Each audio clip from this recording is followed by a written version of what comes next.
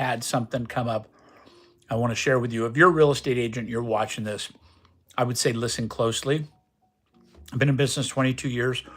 I've dealt with a lot of agents, good, bad, mean, nice, all kinds of things. But recently, excuse me, not emotional, I was choking.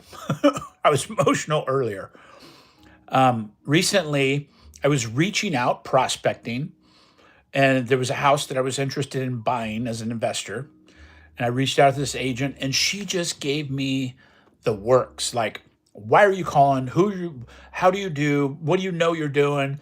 What's going on? She was just on me, right? And I said, well, is there a possibility that the seller would create or do creative financing or any kind of, let's talk, let's be creative. And she's like, no, I know what my sellers want. And I said, well, I was being completely nice. And I said, they might understand this and it might be a win-win for everybody. By the way, you're going to get paid, all these things. And it was about an RV park.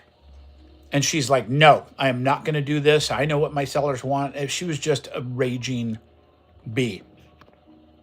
I said, all right, lots of properties out there. No problem. She goes, yeah, no problem. But, if you need something, whatever. So then about 2 weeks later, she calls me or she texts me and she goes, who is this? You're in my phone. I saved her number and her name with the word bitch behind it. Like, I knew this is a gal that I don't want to work with. Well, the temperament changed a couple weeks later. And she's like, sellers are open to conversations. Send me what you have. And the first time we talked, she was like, I demand a proof of funds on a $1.6 million purchase prior to even getting the information about it. I didn't even know if this thing made money or not. And she wanted $1.6 million proof of funds. So that's kind of how that conversation went. This time she's like, sellers totally da-da-da-da. I said, do you remember talking to me? And she goes, no, you were just in my phone. And I said, you were very unreasonable to talk to. You're very rude to talk to. And it doesn't matter what property your sellers have now, you've hurt the relationship. And she's like, fine. And she hung up on me. And I thought it was valuable to talk to YouTube and talk to especially the agents and any entrepreneur out there. Something we do in businesses, you just never know who the buyer is or who the seller is or what relationship it might lead to later. I could have not been able to afford a Schwinn. She still should have treated that differently.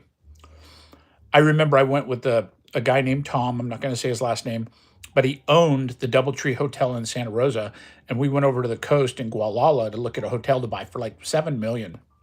And the agent was the same way. Kind of looked him up and down. He had Levi's on, white t-shirt. By the way, in Sonoma County, those are the billionaires. And looked him up and down and just disqualified them. And so they went around the agent and bought it directly from the seller and refused to pay that agent $7 million for a hotel property. True story. So anyway, you never know. My story today or my words for you, treat everybody correctly. You just never know where that relationships end and goes to another open door rather than slamming them shut. Anyway, have a great day. I got to get on my coaching call. If you want to join me for real estate coaching every single week, Tuesday, 12:30 Pacific time, like right now in 1 minute, I'm getting on live, randybyrd.live, RandyByrd.live. All entrepreneurs are welcome. Agents, I talk about all things that might cross over, but it's mainly for real estate agents. Have a great day. Appreciate you. I'll talk to you soon. Bye for now.